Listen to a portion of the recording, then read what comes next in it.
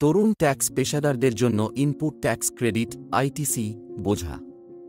Input tax credit ITC ভারতে পণ্য ও পরিষেবা কর জিএসটি ব্যবস্থার মূল ধারণাগুলির মধ্যে একটি। এটি একটি সুবিধা বা ছাড়ের মতো যা ব্যবসায়ীরা তাদের ক্রয়ের উপর যে জিএসটি প্রদান করে তার জন্য পায়, যা তারা তাদের বিক্রয়ের উপর যে জিএসটি দিতে হয় তা হ্রাস করতে ব্যবহার করতে পারে। আসুন আরও ভালো বোঝার জন্য এই ধারণাটিকে সহজ শর্তে বিভক্ত করি। 1. ইনপুট ট্যাক্স ক্রেডিট আইটিসি কি? ইনপুট ট্যাক্স ক্রেডিট আইটিসি জিএসটির অধীনে একটি প্রক্রিয়া যা ব্যবসাগুলিকে তাদের পণ্য বা পরিষেবাদি ক্রয়ের জন্য প্রদত্ত জিএসটির জন্য ক্রেডিট দাবি করতে দেয়।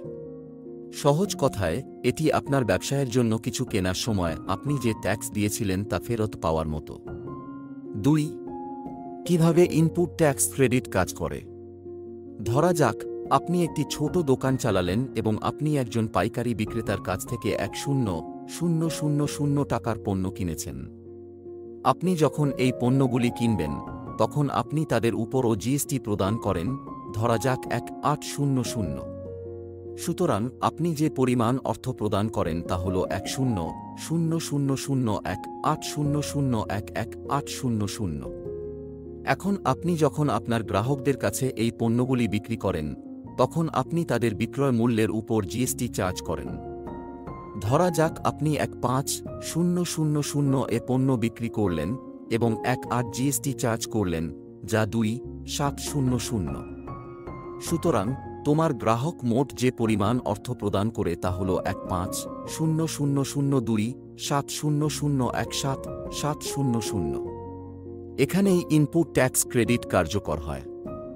আপনি আপনার কেনাকাটার উপর প্রদত্ত জিএসটি 1,800 আপনার বিক্রয়ের উপর সংগৃহীত জিএসটি 2,700 থেকে কেটে নিতে পারেন।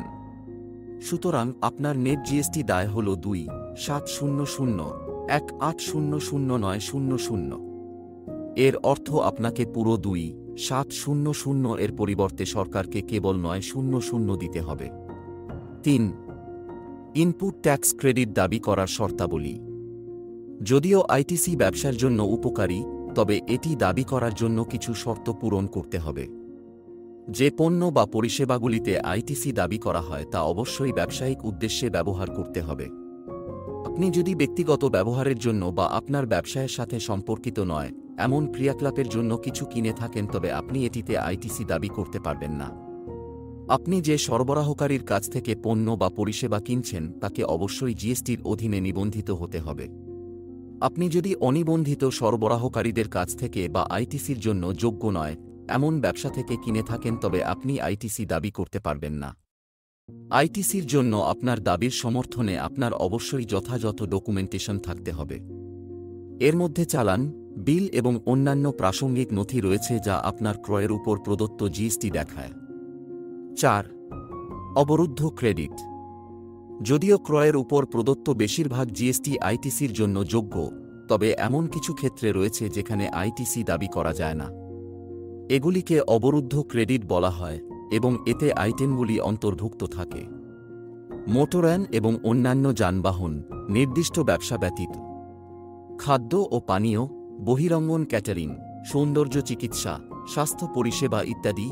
একই বিভাগের পণ্য বা পরিষেবাদির বার্ষিক করযোগ্য সরবরাহ তৈরির জন্য ব্যবহৃত ব্যতীত।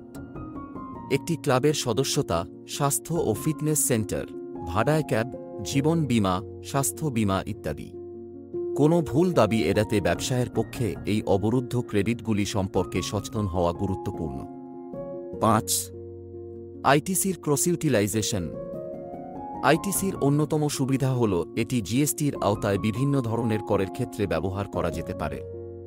এর অর্থ হল যদি আপনার একটি ট্যাক্সে অতিরিক্ত আইটিসি থাকে, উদাত সিজিএসটি, আপনি এটি অন্য করের যেমন এসজিএসটি বা আইজিএসটি আপনার দায়বদ্ধতা অফসেট করতে ব্যবহার করতে পারেন।